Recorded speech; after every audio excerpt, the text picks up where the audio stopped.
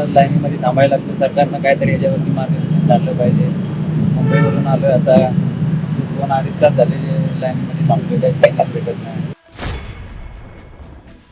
येऊन इथे 1 तास झाला.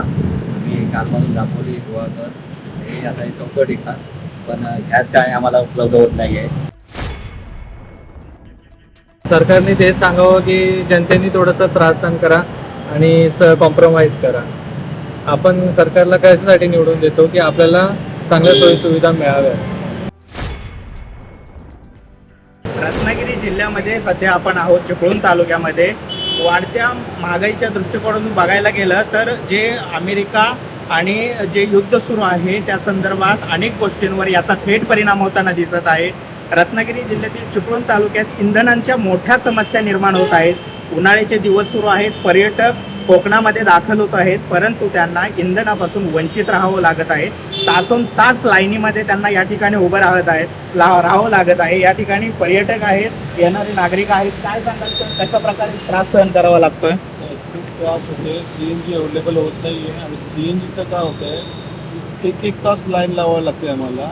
म्हणजे आज आम्ही तर आमच्या गावाला येतो आहे कोकणामध्ये, तर आमचा एकच त्रास आहे की CNG गाडी असेल तर आम्हाला आमचा 2 ते 3 तास वेळ हा फक्त लाईनीमध्ये जातो आहे आणि त्याच्यामुळे खूप त्रास होतो आहे. तर याच्यामध्ये काहीतरी वाढीव गोष्टीचा विचार केला पाहिजे सरकारने आणि स्टेशन्स वगैरे वाढवली पाहिजे. तुम्ही आता कुठून आलेला आहात? आम्ही आता गावावरून निघालो मुंबईला आणि आता आम्हाला 2दा CNG भरावा लागतो.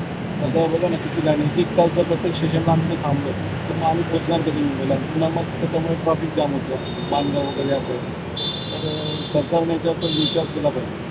अशा प्रकारे अनेक समस्यांना नागरिकांना तोंड द्यावं लागत आहेत. आपल्याबरोबर अजून काही जे नागरिक आहेत ते 3-4 तासापासून या याच्यात अडकलेले आहेत. सर काय सांगाल एकंदरीत कशा प्रकारे तुम्हाला त्याचा सामना करावा लागत आहे? गॅस तुटवडा आहे, CNG आहे. 2-2, 3-3 तास लाईनीमध्ये थांबायला लागतं. सरकारनं काहीतरी याच्यावरती मार्गदर्शन काढलं पाहिजे. मुंबईवरून आलोय आता, 2-2.5 तास झाले लाईनीमध्ये थांबलोय, काही टाइमच भेटत नाही. तुम्ही किती तास झालं लाईनमध्ये आहात? 2.5 तास झाले CNG साठी थांबलोय. 2.5-3 तास झालं नागरिक या ठिकाणी उभे आहेत. आपण बघतो या ठिकाणी कशा प्रकारे या ठिकाणी लाईन लागलेली आहे. मी कॅमेरामॅनला विनंती करेन की त्याने दाखवावं की तासोन तास कित्येक वेळ झालं हे लाईनीमध्ये उभे असणारे नागरिक आहेत आणि यामुळे नागरिकांना याचा त्रास सहन करावा लागत आहे. आपल्याबरोबर बोलण्यासाठी अजून काही नागरिक आहेत, त्यांना जे त्रास सहन करावा लागतो. तर काय सांगाल, एकंदरीत CNG भेटत नाही आहे, पेट्रोलचा सुद्धा तुटवडा जाणवत आहे. पेट्रोलला पण भरपूर प्रॉब्लेम चालू आहे. अनेक ठिकाणी CNG बंद अवस्थेत दिसत आहेत. कोकणात पर्यटक येतात, गावी येण्यासाठी आता सुट्टीमुळे मुलांच्या नागरिक येतात. काय तुम्हाला अपेक्षा आहे शासनाकडून?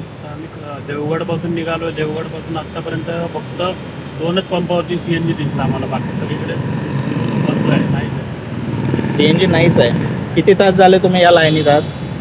तुम्ही अर्धा तुम्ही बघताय अर्धा-पाऊण तास लोकही या लाईनीत उभे आहेत. आपल्याबरोबर अजून काही नागरिक आहेत, आपण त्यांच्याशी बातचीत करणार आहोत. उन्हाळ्याचे दिवस आहेत, लोक लहान मुलांना घेऊन गावाकडे येतात.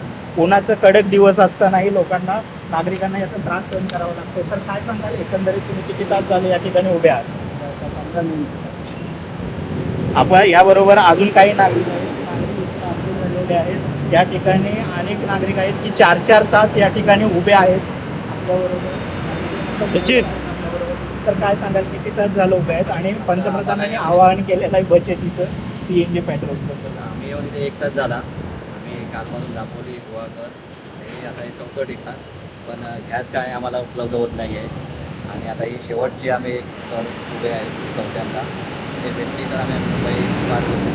जे काय आव्हान केलं आहे हे मला वाटतं थोडं चुकीचं असं असू शकतो, कारण ही जी लाईन आहे, पहिली ही नोटबंदी लाईन, सर्व जनतेला त्यांनी परत उन्हामध्ये उभं केलं आहे. हा त्रास कमी व्हावा हीच आमची सरकारकडे हे आहे की सरकारने आमची जनतेची जी रिक्वेस्ट आहे ती मान्य करावी आणि आता परत जनतेला त्रास होऊ नये याची खबरदारी घ्यावी. नागरिकांना याचा त्रास सहन करावा लागतो. त्रास भरपूर 3 ते 4 तास या ठिकाणी नागरिकांना लाईनीत उभं राहावं लागतं. या ठिकाणी पर्यटक येतात, गावी जाण्यासाठी नागरिक येत आहेत. काय सांगाल, हे आव्हान कशा प्रकारे वाटतं तुम्हाला पंतप्रधानांनी केलेलं? शाळेला सुट्टी पडलेली आहे, मेन म्हणजे शाळेची सुट्टी आणि कार्यालयाची सुट्टी हे मिळून असे आपली जी जनता असते ती गावी जाते, जास्त करून कोकण पट्ट्याला म्हणजे देवगड, विजयदुर्ग हे कुणकेश्वर हा जो पट्टा आहे तो कोकण पट्टा मानला जातो. त्याच्यानंतर गुहागर दापोली हा जो पट्टा येतो तो पूर्णपणे लांबीचा पट्टा आहे. म्हणजे मुंबईवरून जायचं झालं तर 510 किलोमीटर अंतर आहे ते अंतर पार करताना पहिली लागतोच. आता मोस्टली जास्त CNGचा वापर करतात गाड्या म्हणजे पैसे बचतीसाठी. पण ती CNG जर भेटत नसेल तर पेट्रोलचा खर्च तेवढा परवडण्यासारखा नाही. आणि आता कालच बातमी ऐकली की पेट्रोल आणखी 5 ते 10 रुपयांनी वाढलेलं आहे. म्हणून ते जनतेचा एक त्याच्यात टाईम वेस्ट होतो आणि सुट्टी आहे ती अशीच मग वेस्टमध्ये.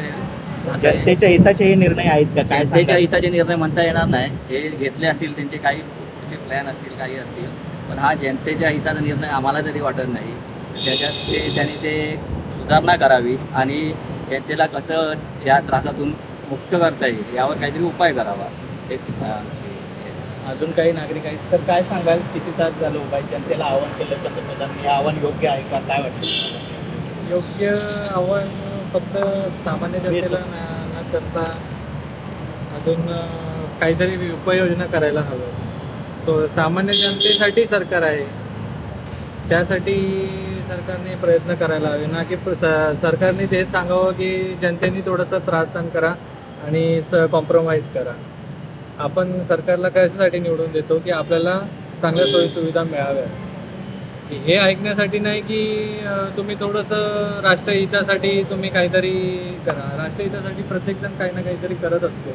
खाण्याच्या तेलावर सुद्धा त्यांनी कमतरता आणण्यास सांगितले. अगोदरच खाण्याच्या तेलात कमी वापर होतो. काय सांगाल एकंदरीत? खाण्याचं तेल तरी कुठे आपल्याला प्युअर मिळतं आहे. आपल्याला जे खाण्याचं तेल मिळतं ते खूप भेसळयुक्तच असतं आणि तेच आपल्याला घ्यावं लागतं आहे.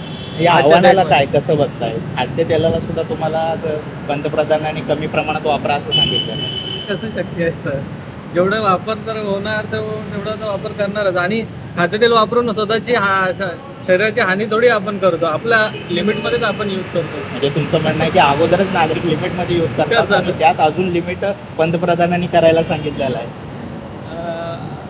आता काय बोलायचं? चालेल. सर याबरोबर नाही. बरोबर बोलण्यासाठी नागरिक आहे. ठीक.